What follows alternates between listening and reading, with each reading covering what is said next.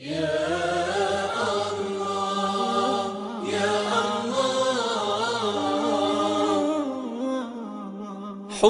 لنا ملموس جميع الكون في حبك. Kita cinta kepada Nabi Muhammad SAW.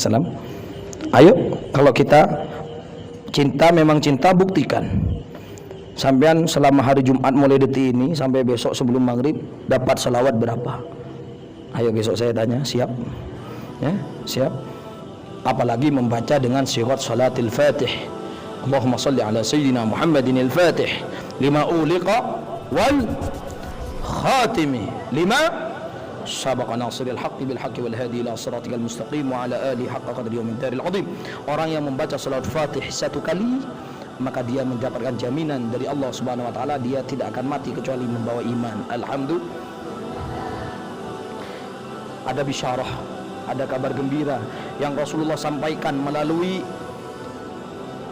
jalan ru'yatul yaqadzah yang diterima oleh syekhina wa murabbina wa maulana Syekh Abdul Faid Ahmad ibni Muhammad At-Tijani radhiyallahu taala anhu.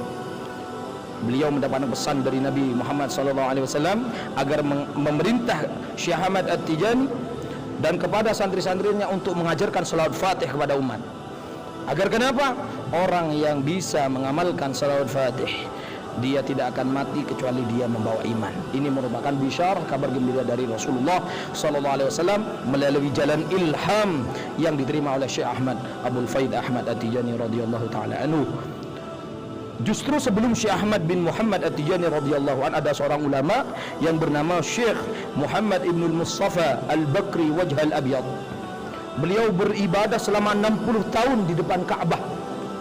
Tirakat, munajat, berzikir, beribadah kepada Allah Subhanahu wa taala selama 60 tahun agar Allah turunkan kepada beliau yaitu redaksi salawat yang keutamaannya sangat-sangat besar.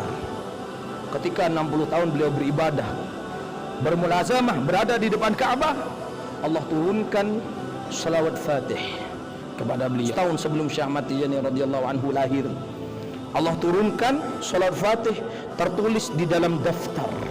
Daftar itu kalau katanya orang sini itu buku catatan.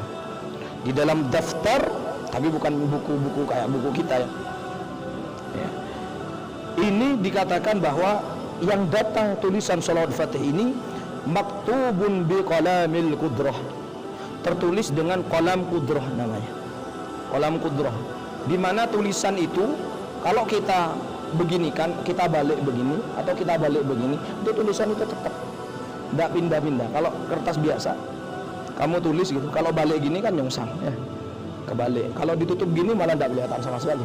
Ini karena ini qalamul qudrah, qudratul ilahiyah dari Allah Subhanahu wa taala turun kepada seorang wali yang bernama Syekh Muhammad Ibnul Mustafa Al-Bakri Wajhul Abyad. Beliau menerima salawat Fatih tertulis dengan qalamul qudrah setelah beribadah 60 tahun. Kemudian beliau ajarkan kepada umat dan diijazahkan.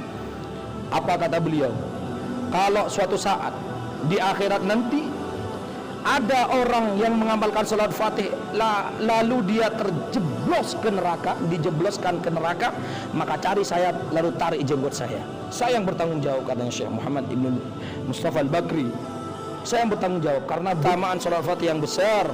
Orang yang mengamalkannya insya Allah mengamalkan dalam keadaan berpegang teguh dengan ajaran agamanya, dijaga oleh Allah ajaran agamanya, dia mati dalam keadaan membawa iman dan imannya nanti menolongnya daripada api neraka dan dia tidak merasakan sedikit pedih dan pahitnya siksa yang Allah siapkan di neraka jahanam.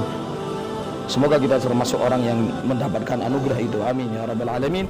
Allahumma salli ala sayyidina Muhammad al-fatih lima uliq wal khatim lima sabaq nasiril haqqi bil haqqi wal hadi ila siratikal mustaqim wa ala alihi haqqa qadri wa miqdaril azim wa akhiru da'wana alhamdulillahi rabbil alamin. Wassalamu alaikum warahmatullahi wabarakatuh.